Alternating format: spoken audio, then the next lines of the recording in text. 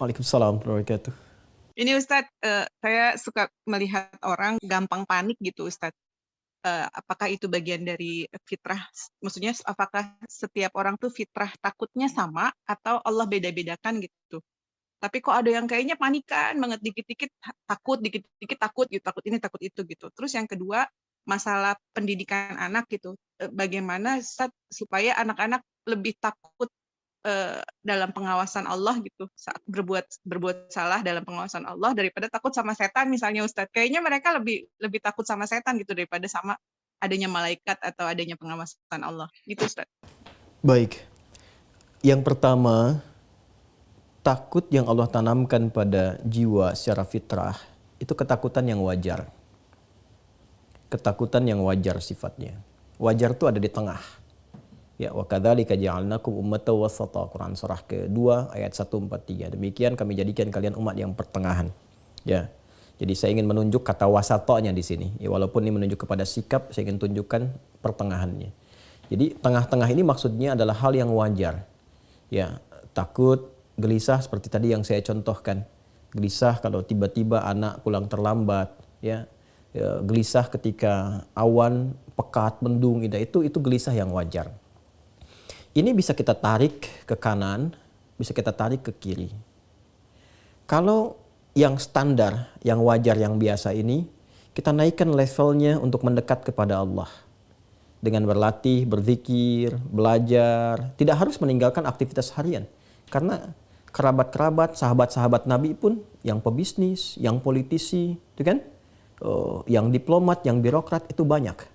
Tapi mereka malamnya masih sempat tahajud. Yang kata Imam An-Nawawi dalam kitab At-Tibyan fi Adab Hamalatil Quran itu sampai khatam Al-Quran. Uthman bin Affan, Tamim Ad-Dari, ya, dan sebagainya. Banyak sekali pejabat-pejabat. Bahkan di militer Nabi punya 38 sahabat yang panglima dari 12.000. Itu mereka ketakwaannya tinggi, zikirnya tinggi.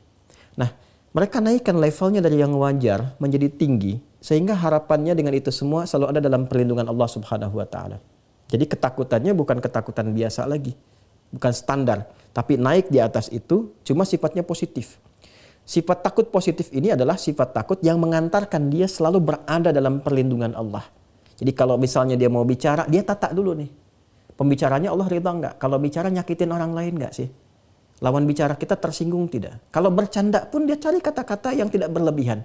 Nah itu adalah penjagaan. Jadi yang keluarnya itu outputnya selalu yang baik. Ya, tapi jiwanya terkontrol dalam keadaan tenang. Itu yang positif.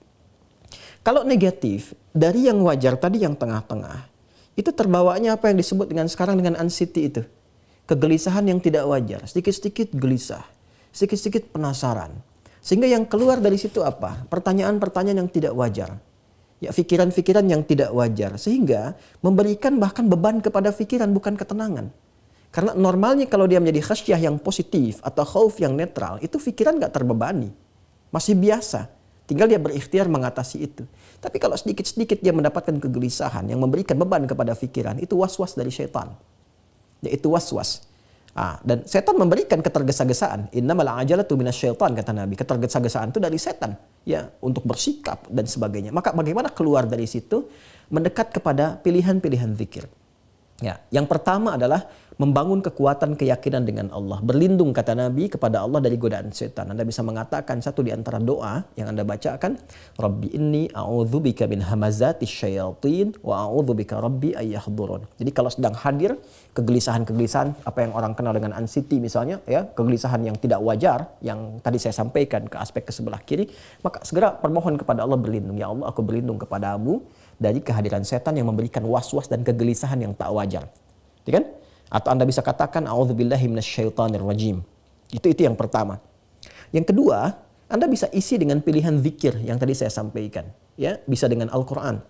Berwudu, buka mushaf, menghadap kiblat, baca Quran. Itu untuk melatih. Ya, sehingga lekat dengan Quran, lekat dengan Quran, lekat dengan Quran. Minimal Anda berusaha untuk membaca dan membaca. Ya, ada lagi misalnya ada yang dilakukan dengan sholat, ya. Ambil wudu, sholat 2 rakaat, ya, sholatnya sholat wudu misalnya bisa setelah wudu sholat atau sesuai dengan waktunya, ya, atau hal tertentu yang Anda bisa inginkan, boleh, ya, Anda kemudian sholat di situ minta ketenangan kepada Allah, boleh, ya. Ada lagi misalnya Anda cukup mengatakan zikir-zikir yang agung, La ilaha illa anta subhanaka inni kuntu minadh dhalimin, ya. Atau saya ajarkan doa ini untuk menenangkan hati. Ini doanya tersambung secara makfurat, ya. Allahumma ati nafsi taqwaha wa zakkiha anta khairu man zakkaha anta waliyuha wa maulaha.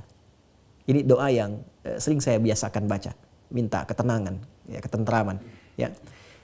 Saya ulangi ya. Allahumma ati nafsi taqwaha. Duhai Allah, anugerahkan kepada jiwaku pengendalian dalam takwa. Wa zakkiha anta khairu man zakkaha.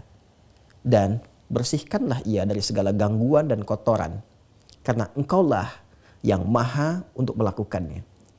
Anta waliyuha wa maulaha. Engkau pemilik dan pengendalinya. Saya ulang ya. Allahumma ati nafsi taqwaha wa zakkiha anta khairu man zakkaha anta waliyuha wa maulaha. Itu doa asalnya. Kalau dihadapkan pada situasi yang besar yang berpotensi melahirkan kegelisahan, jadi bukan muncul dari kita tiba-tiba, tapi hal yang besar yang akan kita hadapi, menghadap seseorang, menghadap ini, dan berpotensi kita agak khawatir atau takut, maka baca doanya Nabi Musa, ya, yang di surat Thaha itu, Rabbi shrahli sadri wa yassirli amri wahlul 'uqdatam min lisani yafqahu qawli. Nah, itu diantaranya. Sedangkan yang kedua, bagaimana menanamkan rasa takut kepada anak. Anak itu bening, jernih, dan hanya mendapatkan pantulan dari lingkungan sekitarannya. Itu yang kata Nabi, kullu mauludin yuladu 'alal fitrah. Setiap yang lahir itu berada dalam fitrahnya. Jadi anak itu baik, bersih, bening, gitu kan? Nah, kemudian juga cenderung kepada kebaikan. Tapi fa'abawahu, lingkungan sekitaran, yuhawidani au yunassirani au yumajjisani, memberikan pengaruh kepada dia. Nah, maka hal terbaik kata Al-Quran, ya Al-Quran dulu, menjadikan anak itu dekat dengan Allah, takut kepada Allah yang positif tadi itu, bentuk lingkungan di keluarga yang baik. Orang tuanya dulu praktekkan, ya, sholat berjamaah sama-sama, ayah jadi imam, ibu ada di situ, anak melihat, mencontoh. Ngaji Quran, ngaji dulu bareng-bareng. Jadi kalau orang tuanya minta, tapi orang tuanya nggak pernah ngaji, anak akan melihat. Itu yang dimaksudkan. Jadi lingkungan ditata, soleh dulu. Itu spirit Quran surah ke-3 Ali Imran ayat 35 sampai 37.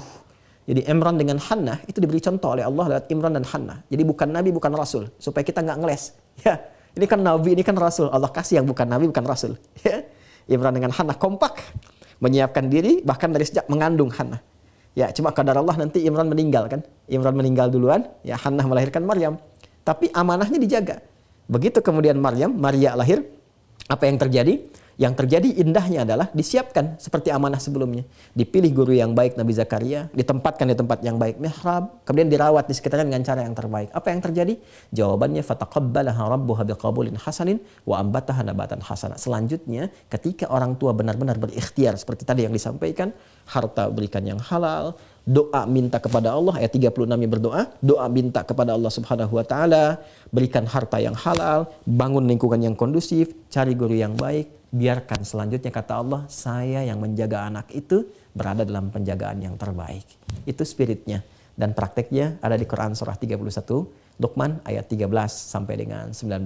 Wallahu taala alam bissawab.